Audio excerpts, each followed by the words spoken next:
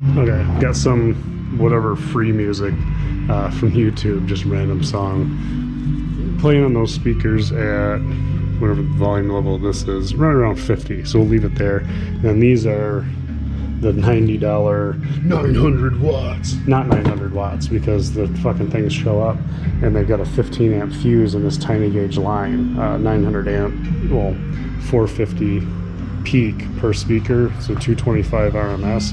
You'd need like a 47 amp fuse because that's how much it could draw. So yeah, definitely not. They're probably more like 100 watts, and that's even giving them a lot of credit. So we'll find out. If they sound like shit and they're not loud enough, then they're not going to go in the van, and they'll just get returned because Amazon. So hopefully, we'll see. Probably stands for Pyle shit, but we'll find out. Maybe I'll be pleasantly surprised. Alright, so you got that music off. They're really simple to wire. Yellow wire is your battery, red is the accessory, so it turns on and off with your ignition or whatever. You know, if you turn the key part way, it'll stay on.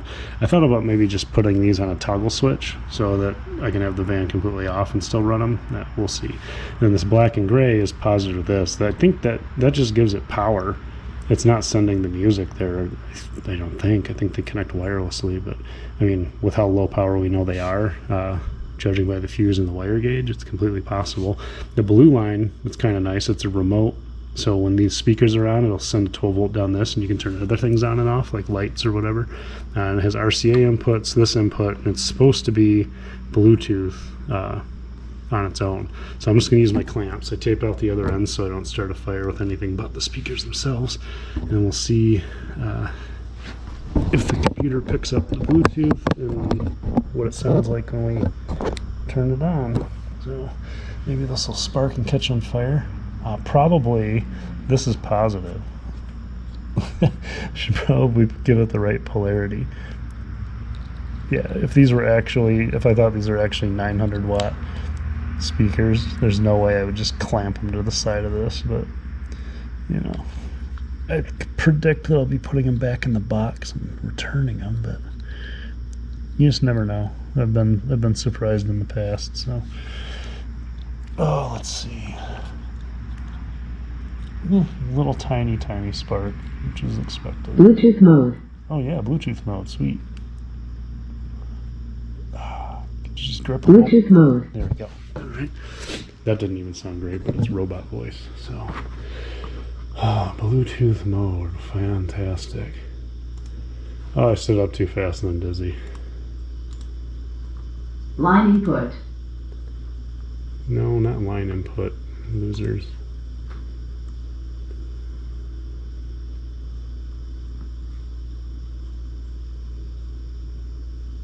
I don't see it. Bluetooth on, add, Bluetooth. Pile of shit, USA.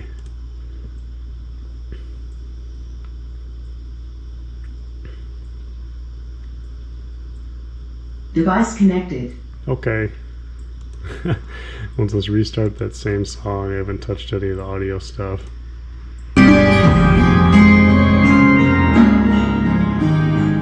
So it's set it to 100.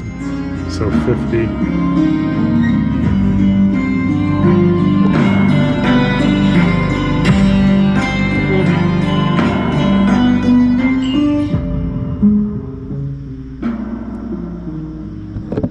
I mean, they're not horrible. There's really no bass to them, but I can always add a sub in the van. They certainly will be loud as hell if I need them to be, and they weren't like crackly or anything weird. Maybe find some more upbeat stuff. Okay, so it doesn't make a whole lot of sense to just play music on those and record it with this shitty camera. So I played some songs I normally listen to, and they sound fine. They don't really dig at all. There's really not a lot of bass to these things. It's there, but it's not even as good as this crappy 5.1 PC setup that I've got sitting in the garage. So what I'll probably do, because I'm going to be running an 8 gauge out to the van to have these run, is I'll just have music that doesn't crackle. I don't have to hit the radio with my hand to get the left speaker to work like I do now. And then I'll just look into using that 8 gauge to wire an amp for a sub. Just a real simple one, not anything too crazy. And then I'll just run power off that to power these. Should be really easy. It'll make setup easy, and then the amp for the sub, I can use this trigger for its on off, and we'll be in really good shape, I think, audio wise. But yeah, that's it. I'm not going to bother returning them. For the price, they're great, but they certainly aren't as advertised. They're not, 900 watts or blow me away, but they're definitely louder than I expected them to be for the price. So on sale for 90 bucks. If I had paid full price, like right on their website, these are like 160. If I had paid 160 for them, they'd be going back, but 90 bucks, I'll take it. All right, so while the van idles and does its head gasket quick fix, we'll get back to the stereo. So as remember, the speakers weren't great on the low end, plenty loud, so we're going to keep them. But for the same cost of the speakers, got a sub. So hopefully this thing runs pretty nice. It's one of the slim ones. It's an 8-inch. Should fit in the van pretty nicely. We're going to out of the box and check it out. Okay, here's everything that comes in the box. The instruction sheet has a little pigtail for your high-level inputs. That's what we're going to end up using, I hope. Little tabs, these mount on the back underneath here, and then it gives you like crappy sheet metal screws, so you can like screw it into your gas tank or something dumb like that. What I'll probably do is make a decent wood panel for this to go on, and then mount that panel into the van. Maybe with rib nuts or something permanently, but temporarily we'll figure something out. And yeah, so it has a volume knob you can put here to balance things nicely, and then different amounts, whatever hertz you want for your low pass. There's a boost, and then the input gain. So I don't know if that input gain only affects the low level controls or if it does the high levels as well. We'll see. And then it has a remote coming in, so we can use the remote out from those speakers to turn the sub on and off. So should work out well. I'm not going to test it out here because I know I'm going to keep the stuff. So once I get it wired into the van, we'll do a little sound check and setup. I'll show how I did it. Okay, the van's rattling away over there, doing its thing.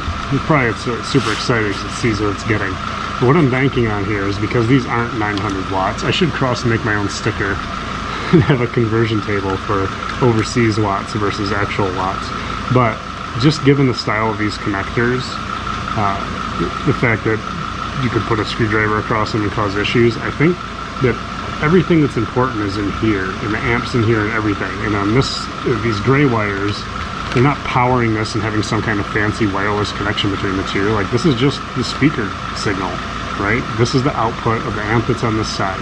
I'm going to take them apart and find out. I'm going to take this one apart first to see what's in it. And what we should find is the exact same high and low pass filters for the 4-inch and then the 1-inch tweeter in both speakers. And then the other stuff that's left over, we can follow these gray wires, the gray and black, see where they pop into the board, and they should have a pair right next to them that pop into these speakers. And we can take those 4 and figure out a way. I don't care if I could drill a hole, I don't need these to be waterproof, and I'll send 4 wires out to go into that high level input of the subwoofer. Alright, pulled the handle off. Well, bar mount, right? They're supposed to be able to fit for 1 to 1.5, 2-inch bars. Oh, I got the screw. I need a Phillips. And it looks like it's got a screw there and 4 screws in the front. That's all I can find. So the whole thing might just pull out the front real easy.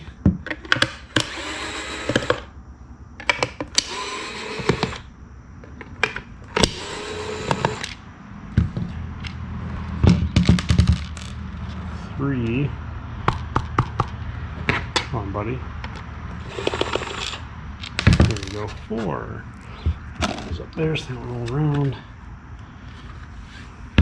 Whoop, there we go. Alright, yep, so we've got big old capacitor, some ends.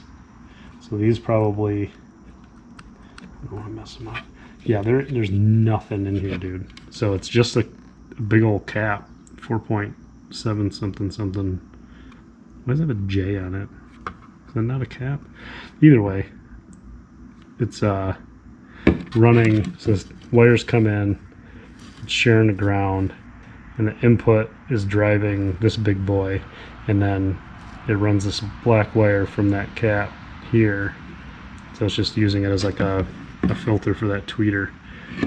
Yeah, there's nothing at all in there, so if anything, we'll be able to run off of these spade connectors on the other side to get the full signal. We don't want to run off the little guys because they'll be bad. So I'm going to put this back together and get the other one apart. Okay, just as I suspected, there's a lot more stuff in here, but the same setup on this side, right? We got plus and minus, shares the ground, going to the tweeter, and then it has it coming out of that cap. And then a board full of stuff. And these actually all have little quick connects on them, so hopefully I remember that white's on the left, gray's on the right. We'll pull these off, and those are the actual amp outputs. So we yank those, yank this other stuff. Good thing it's on video. Okay, it's a 4 and a 3, and then a big boy for the power. Get my pliers. Yeah, it's just going to be easier to deal with. I'm taking these connectors off, and I don't want to. Yeah, as I already start jacking it up. Boy. I don't want to pull in the wires because I don't know how shoddy the craftsmanship is, but I also don't want to pull it off of the board. Let me glue it. Buttholes. Let's see. Let's get the big power cord off, maybe. These are never going to work again. Actually, hold on. Is that in a socket? Nope, that's glued. I gotta be careful here. They glued this stuff, so we're gonna leave it well enough alone. But it's pretty easy to tell what's going on. We've got gray and gray with a black stripe. It goes into this harness along with the power cords and the remote output and the auxiliary input.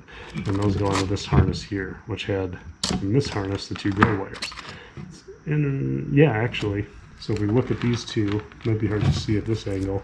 So you have a gray and a gray with a black stripe. And those line up on this one with a gray and, oh, that's gray-black. It only has a stripe. So the colors change here to go to the other speaker. So this is definitely, this is obviously one channel. This is obviously the other channel. So we can actually, we could tap in anywhere along these pairs of wires to get our 4 outputs that go to the high-level inputs on that subwoofer. We just got to figure out a way to get those out without making too big of a mess or exposing too much. It's going to end up being a bit of solder and some tape. Oh no, I messed up my waterproofing. No. Well, we don't want that flopping around in there. Where's my scissors? Oh, here's a razor. Hope it doesn't make it sound like hot garbage. I'd hate to have to put red RTV all over this thing. Alright, so back to it. Yeah, because if we're using the Bluetooth that's built into this whole assembly, we're not going to be able to get to the audio inputs. So the inputs to this big ass amp, right? This is what 900 max watts looks like in metric. It would probably be one of these pins along the bottom. I don't see labeled, but I don't know what the labels mean, so I'm going to leave it well enough alone, and we'll be using the speaker side stuff. I'm actually quite tempted. Oh, they soldered the shit out of these too. I really could just solder straight to these pads with my own wires, but then I'd have to do it on the other speaker. So maybe I could use the bottom of these pins, but I don't want to mess with the board. I really think the right answer is to tap into these themselves. And actually, no, those are bulky. I got some things that could clip into these, but I wonder if I get those connectors out. No, I don't want to do that either. There's a whole bunch of stuff I don't want to do. So, yeah, really, I just pull back some insulation, clip these, tie in my own wires, feed those wires out of this just by drilling. Well, if I drill a hole in it, it's going to sound like shit, isn't it? Yes, the answer to that is yes. Probably doesn't even tell you which one's right and left. Oh, why does it say line out? Are these actually pre-outs? Am I fucking stupid? And I can plug these straight into my subwoofer? I might be really dumb. Let me get that book. Okay, it doesn't say in the manual, but that's fairly obvious to me considering their auxiliary is labeled aux input, and this is labeled line out R, line out L. So this whole exercise was unnecessary. Hold on, let me plug this 450 watts in real quick. Is that the right way? Oh, so this was probably supposed to stay on, and because they have them glued together, well, I'm a silly boy. Yeah, okay, well, that's fine. Yeah, we can put these back together, because we just don't need, I don't need to mess with it. But if it didn't have these, right, I would have tapped into these wires and figured out a way to get them out. And then these wires I would have tapped into out here. Or, I mean, alternatively, you can just use one channel, but since it's stereo, I wouldn't do that. It won't sound as good, because on some tracks you'll have more bass in one channel than the other. But, yeah, dumb. I'm a dumb. I did a dumb. I guess things could be worse. I could have cut everything apart and then found that out. So, I'm gonna put this here. I don't know if it matters where this shit goes. It's just to help deaden things, I guess. Crunch. Alright, yeah. I'm gonna screw these back up and then just start wiring everything like a normal human being. I will have to find, I probably have some in the basement. I'll have to find two males to run it, because I don't want these right next to the sub anyway, so necessary evil. Oh boy, trusty camera, 27% battery. So, gotta clean some wiring up. I just strung it there because it's getting late and I wanted to work. So, got the speakers mounted up there, pointed at the unfortunate occupants of van. I'm sweating in here. And then the subs down here. Using this as a ground. There's some bracket here and it's clean underneath, and the bolt head's clean, so we should be good. RCAs are plugged in. Everything's plugged in. This goes, I said I'll clean up a little bit later. That goes to the ignition thingy. So there's a little bracket, so these two bolts, and that's got constant battery power. Then it's got battery power only when the starter's spinning. And then it's got one that's with the key. So that's what's hitting our trigger. So we have the trigger wire turning. I should have done it the other way around. Trigger's turning those on, and then those are sending it back to the amp, but whatever. It'll be fine. So the only thing left to do is I've got a fuse and power set up here, and I'd like to, I got some friction tape somewhere I'd like to put on this before I actually hook it to the battery. Maybe I'll look for that real quick. Oh, I couldn't find that friction tape, so we'll just kind of wrap this around it for now. The grill is good, right? So to make sure nothing like rubs off. I can get the good stuff later. It probably fell out of the bag in the van and then bounced its way around while I was rocketing around town trying to get the head gasket to leak more. So at least if this works well, tomorrow when I'm testing out that head gasket fix and trying to get it to seal, I might have a good stereo. Or this will arc and catch on fire and everyone will... Ooh. Just a little bit. I don't see the wire melting yet, so I think we're good. I would guess that that's filling capacitors of some sort in that big old amp. Kind of want this to, yeah, like that. Maybe I can even zip tie to that cable so it doesn't move. Yeah, so we got a big boy fuse going back there. Everything's hooked up. Let's see what's going on inside.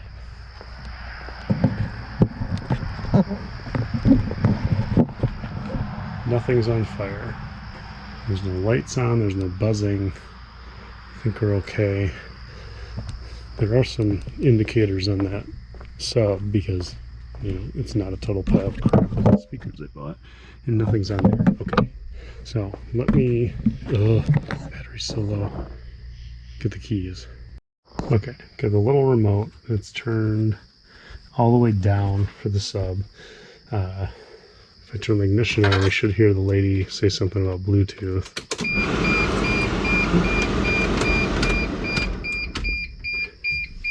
If they turned on. Maybe I powered it wrong. Sub's not on either. Did I not go far enough? No, I think the next one is the... Because if this radio's on, that thing should be on.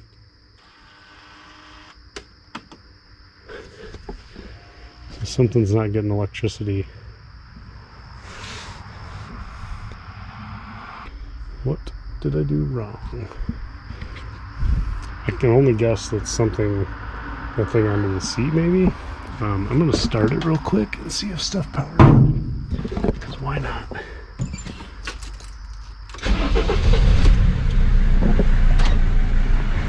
There's power. Bluetooth mode.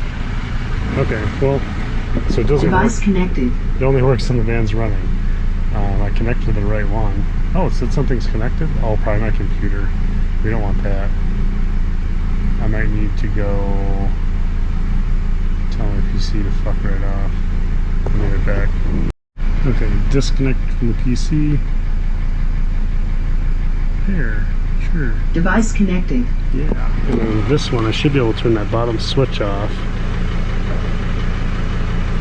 And it stays on, so the remote's working. 15% battery. I'm gonna test it out, get it balanced, and then find some free music. So this is normal, what I've been dealing with for the radio in this thing. And it's just morning show, so I think I will just ban. But that speaker works. If you turn it up loud enough, the resort issued this that one statement comes to on. Inside Edition. And a lot of times Due it to a crackles, human but error if you like made by hit the it management company, I guess just was right, assigned and it to a stays unit on. that was in the process like of renovation. tinny and shitty, and I hate it. Here, same that off. New stereo's on, so if I turn it up, I guess was assigned to a unit that was in the way process louder of if I need renovation. it to be. It was A lot not more meant to clear, host guests. less tinny, We extended but our it just works sincerest really well. apology And to I got the them guests hanging and up provided an upgrade the to a corners newly there. renovated We showed jacuzzi that suite. yesterday, so it just kind of points right at you and works great.